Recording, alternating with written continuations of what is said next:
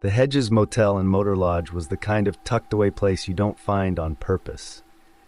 It's not mentioned in any roadside guides or travel pamphlets. It doesn't advertise, and it doesn't have a web page for booking.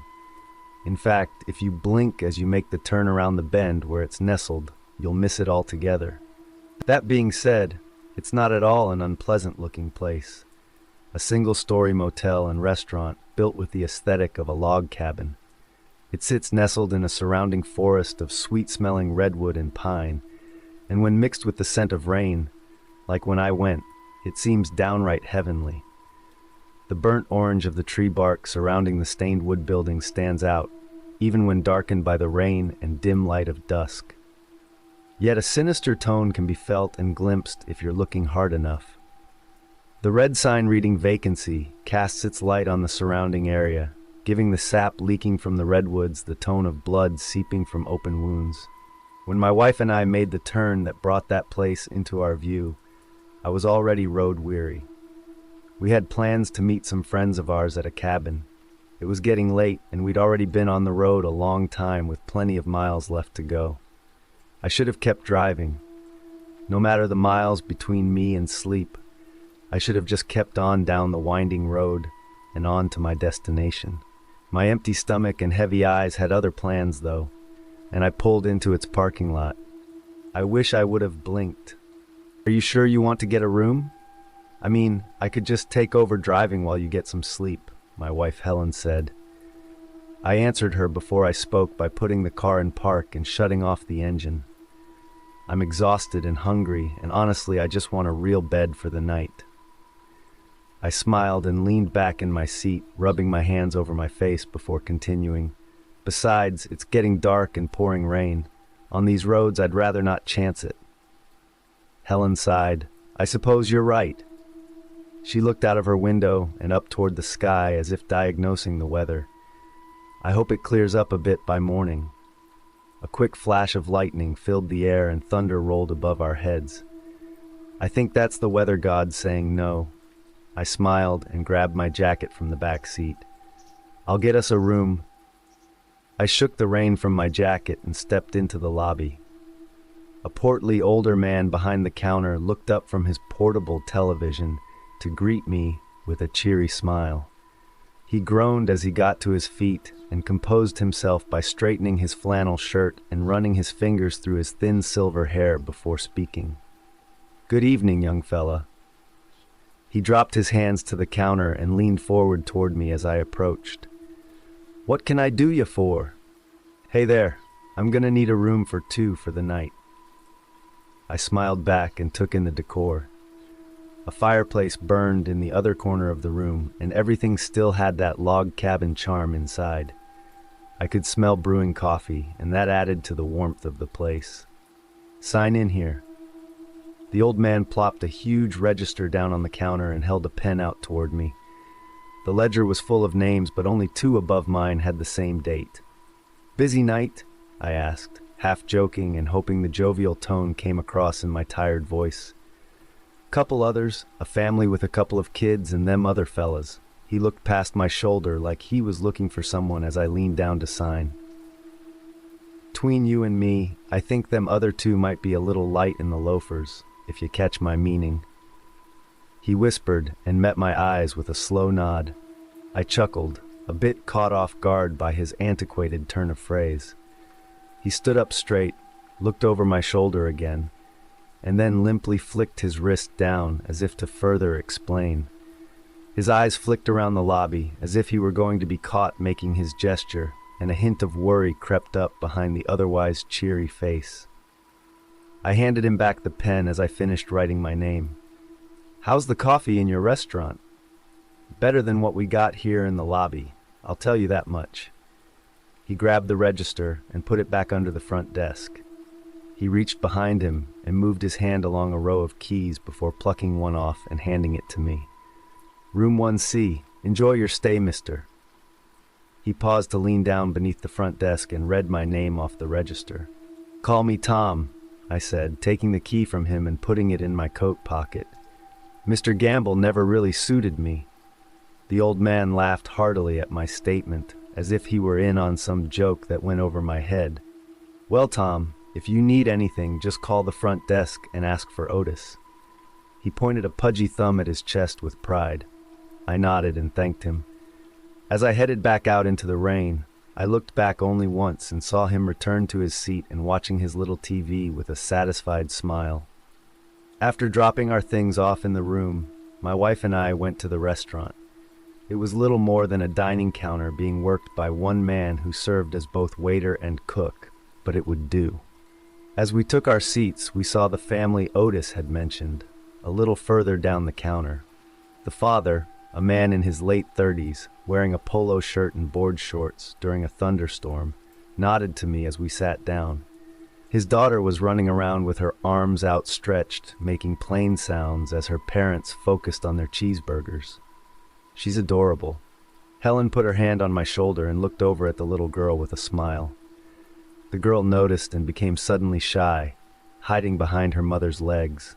Helen waved at her anyway and took a seat next to me as I looked over the laminated menu. "Sorry, she's shy." The girl's mother chimed in with a soft voice.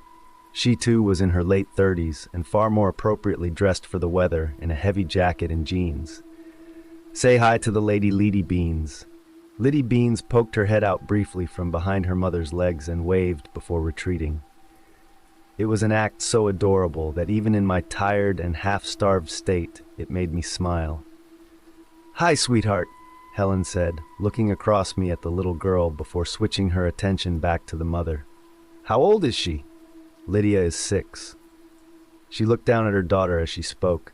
The little girl stuck her head out again, realizing that she was now the focus of the adult's attention. "And a half," she chimed in, "and a smart-aleck." "Sit down and eat your grilled cheese, Liddy Beans," Daddy Board Shorts chimed in. "How you folks doing tonight?" A gruff voice suddenly came from in front of us, and I looked up to see a gaunt bearded man in a greasy apron now standing there as if by magic.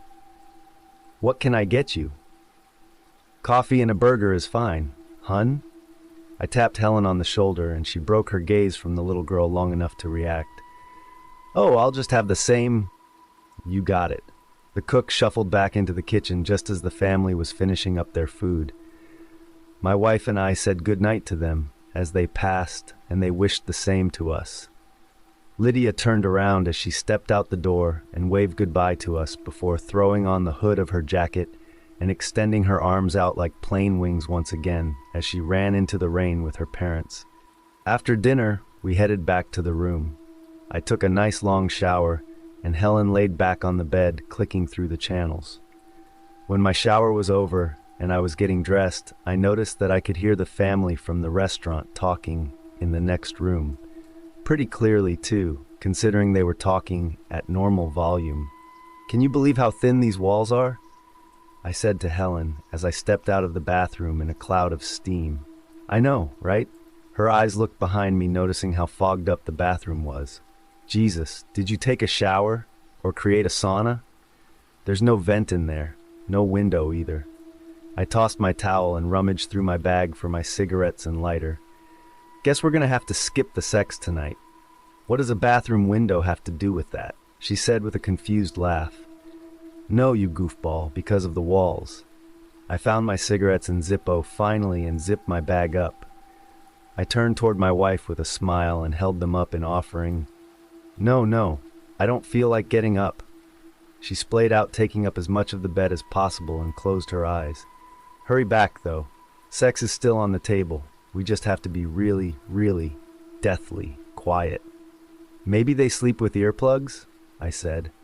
I heard my wife laugh as I stepped out beneath the overhang in front of the line of rooms and closed the door behind me. I sat in a chair by the ice machine and had my cigarette. The storm continued to pound down on the little roadside motel, and the red light from the vacancy sign made it look like blood was falling from the sky. My attention was drawn to the other end of the walkway as someone stepped out of 1A and started heading my direction. He nodded and raised one hand in a wave as he approached. In the other, he had an ice bucket. "Hey there." He smiled as he stepped past and opened the ice machine. "Hey, how you doing tonight? I asked and took another drag off my cigarette and blew it out into the streaks of red rain. Pretty good, he answered, set down his filled ice bucket and looked at my cigarette with longing. Would you mind if I have one of those? I reached my pack out to him and he took one. I lit it for him and he sucked in a deep drag with a look of long-lost satisfaction. My boyfriend is always on my case to quit, but nothing beats that after a long day. Amen, I agreed. So are you here with your boyfriend?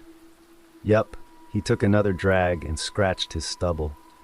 We were just talking about how paper-thin these walls are. No shit, I agreed.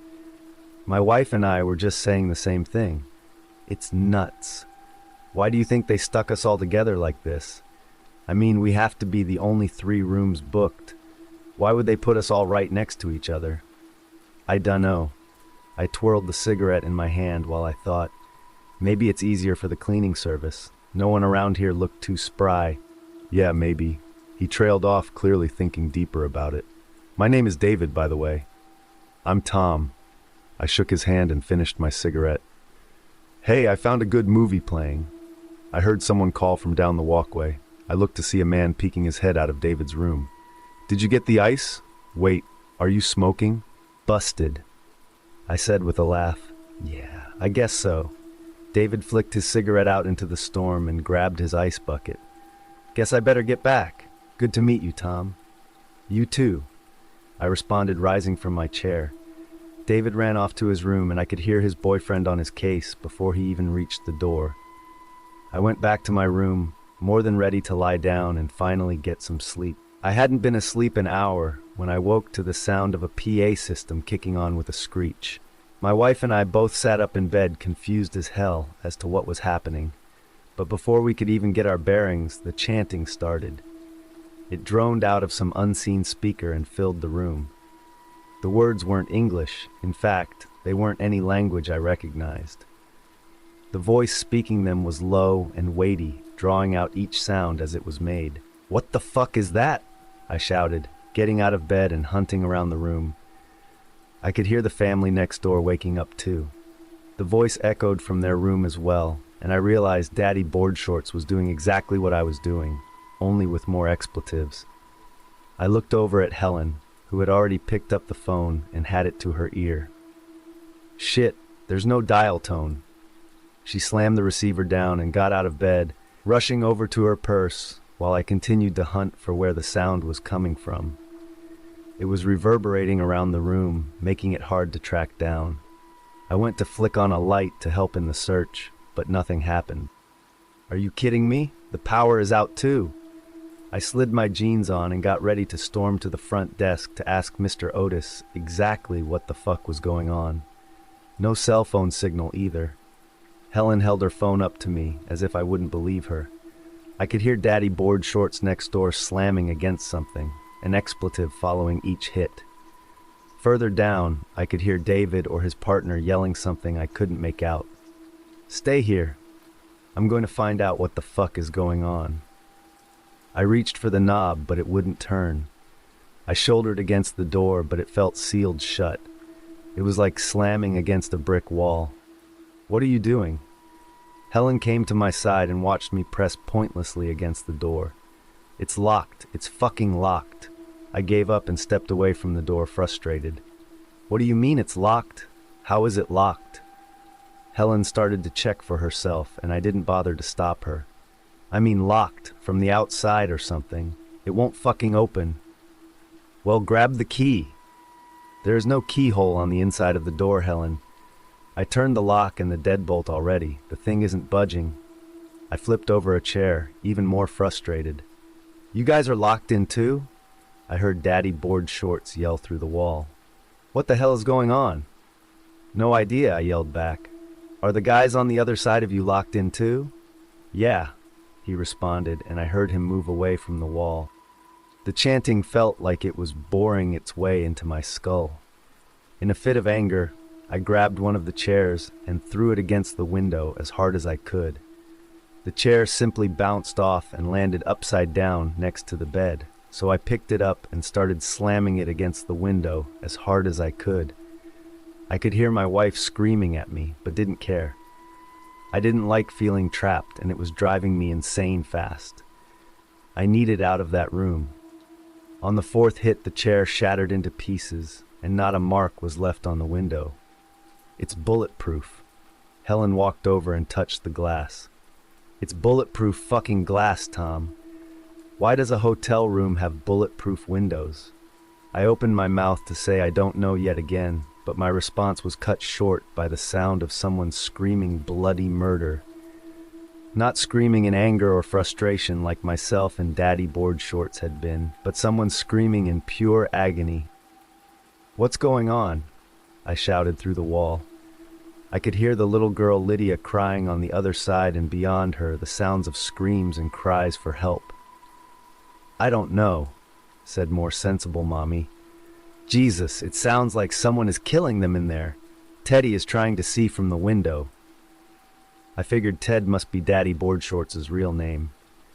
I walked away from the wall and peeked out through the window. I did my best to crane my neck at an odd angle and see down the walkway, but it just wasn't possible. All I saw was crimson rain. Suddenly, the screams of pain stopped, and only the sounds of the chant remained. "Oh God, I can hear one of them crying. He's saying, 'David's dead. Did someone die?'" Sensible Mommy was talking to me through the wall. I could hear Ted talking to someone one further down the line, presumably David's boyfriend. I sat on the bed and tried to listen as Helen pressed herself against the wall to hear better. "He says, 'The red came and got him. He's babbling, making no sense,'" Helen said. "I can just barely hear them. Jesus, Tom, he's begging for someone to get him out." "Shh, honey, it'll be fine. Just cover your ears, okay?" Sensible Mommy was talking to little Lydia. I could see them cuddled together on the bed in my mind's eye, talking to a wall, confused and scared. Then the screams started again. Even through the family's room, I could hear him loud and clear, begging for help and scrambling around his room like a madman. I could hear things breaking as he desperately tried to get away from something in a locked room with no way out. The girl and her mom next door were crying, and so were Helen and I, as we listened to the man's screams die out in pained gurgling as he begged for us to help him. The next few minutes were a mix of confusion, fear, and desperate attempts to escape. The chanting continued over the hidden PA system as Helen slammed her fists against the window, shouting for help. I could hear Ted from next door doing the same thing, just kicking fruitlessly at an unyielding door. I sat on the bed staring at the floor, my thoughts swirling around and trying desperately to find a place to land. I'd never heard anything like the sound of those two men dying, and my brain didn't seem capable of processing it. "I wonder what movie they watched," I said, just loud enough for Helen to hear. My thoughts had picked a strange place to land. Helen stopped her pounding on the window and came over to the bed. "What?" She knelt down in front of me. "What the hell are you talking about?" "I met one of them outside. His name was David. He and his boyfriend were going to watch a movie." I looked up from the floor and met her eyes. "I wonder what was the last movie they watched." Helen collected herself, realizing she needed to help me get myself together. "Tom, you need to snap out of it. I know what your brain is doing right now, running in circles. I need you right now, though. We have to find a way out of this fucking room." Her words barely had time to sink in when we heard a new sound from next door. Ted and his wife suddenly started shouting through the wall to get our attention. "Something is coming through the wall," Ted shouted. I could hear the whole family talking and shouting. "What the hell is it?" Helen got up from kneeling in front of me and ran over to our wall to hear well. "What do you mean it's coming through the wall?" "Jesus Christ, I don't know." Sensible Mommy was crying as she yelled. I could hear her go back to comforting Lydia, telling her not to look at it. The sound of the family's panic suddenly went wild. Sobs were replaced by screams and shouts for help. Ted was telling his wife and daughter to get as far back from it as they could. I heard them bump along our shared wall as they attempted to move away. Helen lost it in that moment and looked down at me with wild, tear-filled eyes before grabbing the brass lamp off the nightstand and ripping the cord from the wall. She started using it like a hammer in an attempt to break a hole in the wall. "We have to help them," Helen shouted at me. "Tom, get the fuck up and help me! We have to do something to help them." I heard Ted scream in pain as whatever they were trying to avoid finally got to him. The sound of Lydia screaming for her father, as I could only assume she was watching him die, finally snapped me out of my trance, and I grabbed one of the broken chair legs to help my wife smash a hole in the wall. We tore through the wallpaper, stucco, and drywall with our makeshift tools in a rhythm that made quick work of our side of the wall. Helen slammed the lamp against one of the cross beams, and it bounced off, nearly hitting me. Ted's screams were suddenly cut off, and sensible Mommy must have gone into pure protection mode. There was no more screaming or crying as she realized what we were trying to do, and we heard her start smashing something against the wall on her side. The hole on our side might be just enough to squeeze Lydia through, the cross beams being the only thing that worried me. Suddenly a hole opened up on sensible Mommy's side too, and their room came into view. Directly in front of us was the woman I'd seen in the restaurant, her face now pale and streaked with tears. She worked furiously to tear through the wall, like a trapped animal doing whatever it took to protect its young. Over her shoulder I saw something far more disturbing. There was a mass of red that looked almost like moss, except it pulsed and breathed as it moved closer and closer to them. It had covered most of their room, and I could tell they didn't have anywhere to go but through. Offshoots like vines shot out, groping blindly and sticking to whatever they touched as it crept closer. The worst part was what was sticking out of the center of the crimson mass. It was Ted, his body half melted. His skin was mostly sloughed off, and the crimson was crawling all over what meat there was left. His ruined body still reached for its family, a hand outstretched toward his wife as she desperately tried to escape.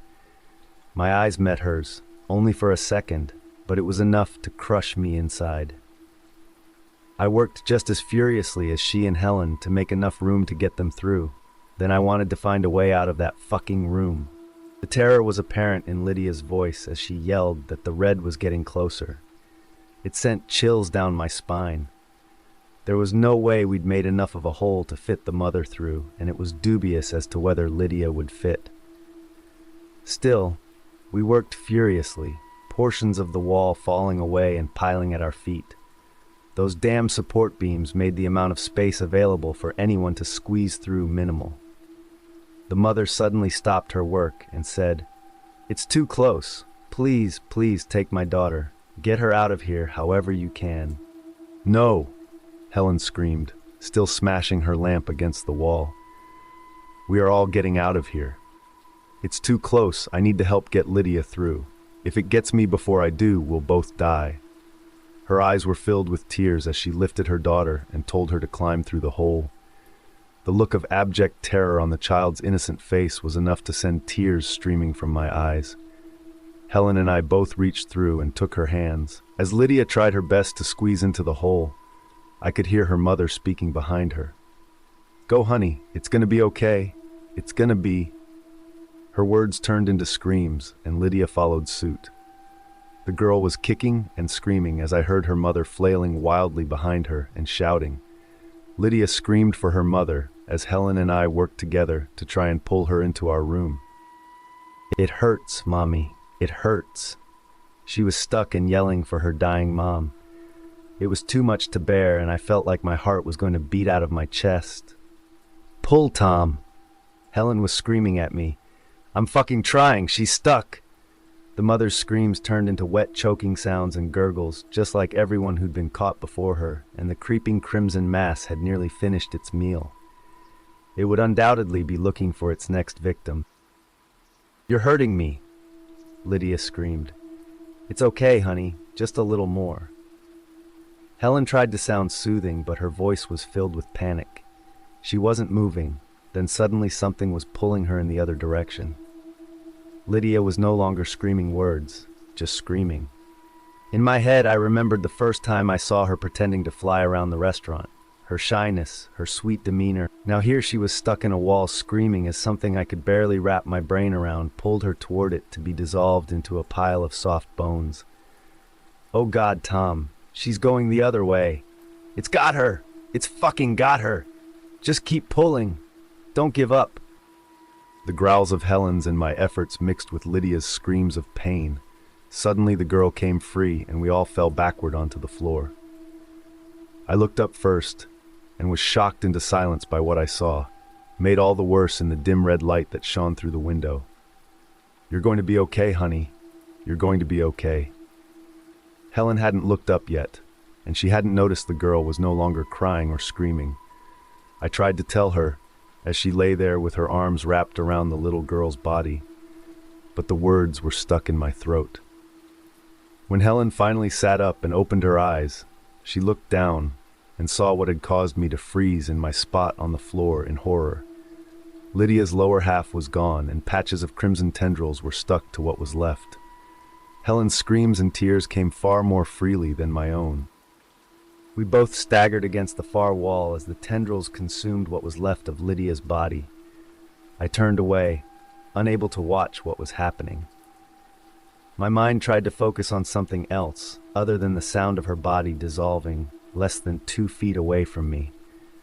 I scanned the room for anything that could help us get out, anything at all. The chanting was making it hard to focus. With each loop it seemed to get just a tiny bit louder, and at this point it was like being at a shitty rock concert. It's coming through the wall. Helen gripped my shoulder and twisted me to see the slime pouring through the hole we'd made, and the vine-like tendrils reaching through and sticking to the wall with an audible thwack.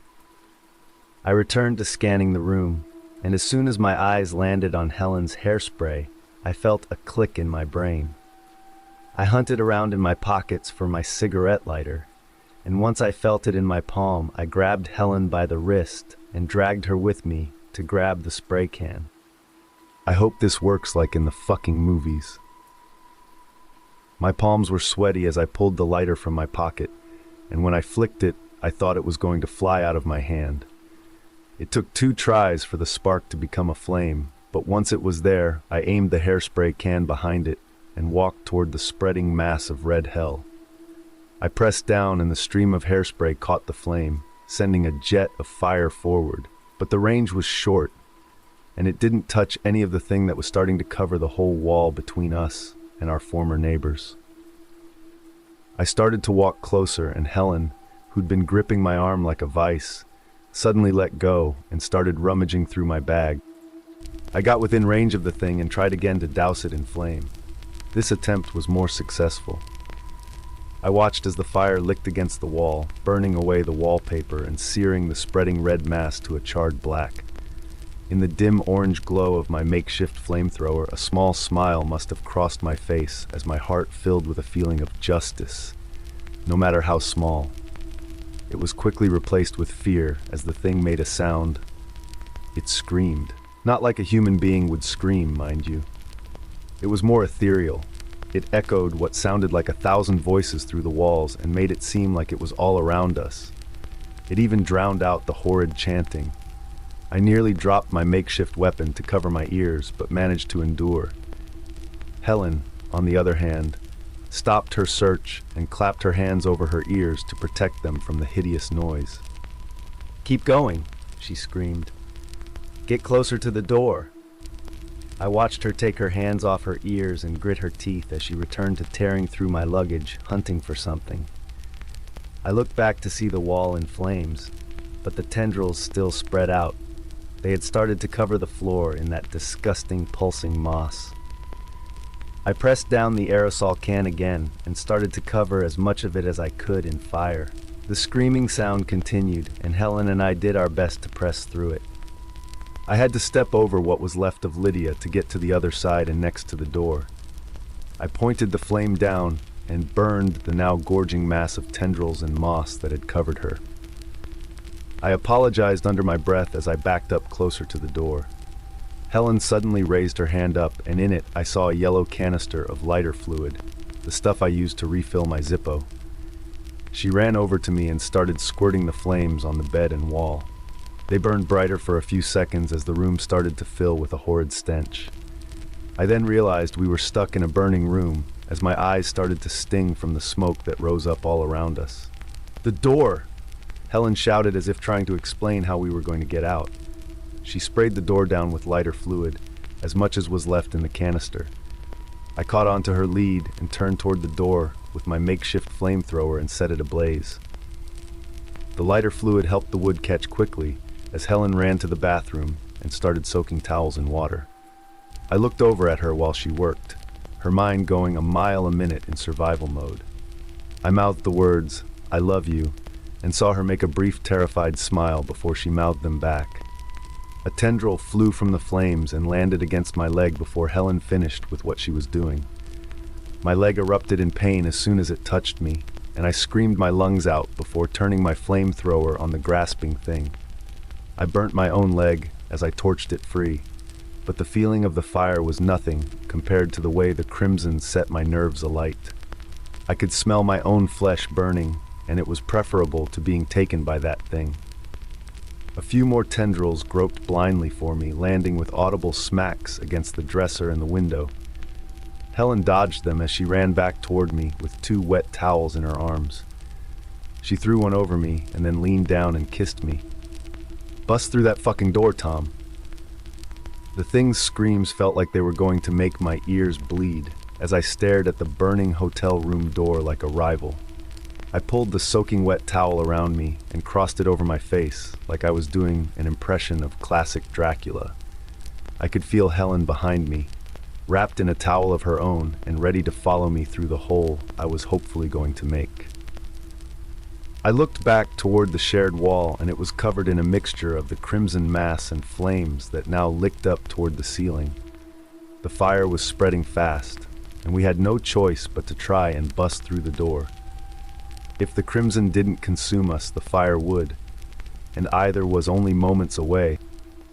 I got into a runner's stance and took one last look back at Helen, whose face held a stern yet encouraging look, as if to say, "You can do this," and "You better fucking do this" at the same time. I lowered my head, trying to get it clear of the smoke, and took a deep breath. The air was hot and stunk like boiling blood. I let the burning breath out and charged forward, putting all my weight into my shoulder. I lowered my head as I struck the flaming door and felt it splinter apart, despite more resistance than I was hoping for. I went spilling through the hole in a dive and rolled off the walkway out into the rain. I threw the towel off and scrambled back toward the door as I tried to stand. My hands were outstretched for Helen as I saw her make a rush toward the hole I'd made. She leapt through the fire with her head down, much like I had, but suddenly fell flat on the surface of the walkway. I heard her crash down hard. It looked as if she'd been dragged down mid-jump. I ran over to her, and as I reached down to help her up, I saw the red tendrils embedded in her leg. More fired out from the hole in the door, and just beyond it I could see a great flaming mass rise up and take ownership of the scream that had been permeating throughout the hotel. Helen tried to get to her feet, but the thing started dragging her backward. She wrapped her arms around me tight, and I did the same to her, refusing to let go. The sacrifice must be completed. I heard someone yell from the direction of the lobby. I quickly looked to see chubby hotel manager Otis waddling toward us with a knife in his hand. The sight would have been almost humorous under any other circumstance, but as he got closer, I realized I couldn't hold Helen and fend off that fat little monster at the same time. Everything that happened next happened too fast for me to even do anything in reaction. "Look what you've done to my motel!" Otis screamed as he lunged forward with the blade. Helen looked me in the eyes for one brief moment, and I knew what she was going to do. God help me, I knew. She released her grip on me, and I tried my best to hold on. I was dragged a few inches across the rain-slick wood walkway as the crimson pulled her back toward the room. I felt the knife come down and strike my arm, causing me to recoil in pain and lose my grip as I fell backward off the walkway from momentum. Helen quickly grabbed the fat little monster by the collar, and I tried to run back over to them. I was too late, though, as the crimson pulled Helen's legs with one quick motion, and Helen held firm to Otis's collar. I reached out for her as I watched them both vanish into the flames of the room. I could hear Otis screaming in sheer and absolute pain as the thing devoured him, or the fire burned him, I'm not sure which. My wife, on the other hand, my strong wife, my beautiful Helen, didn't scream. The creature howled in either triumph or pain as the room started to collapse down around it. I sat under the red neon light of the no vacancy sign, the no very clearly lit up to keep people away from here while Otis was performing his sacrifice.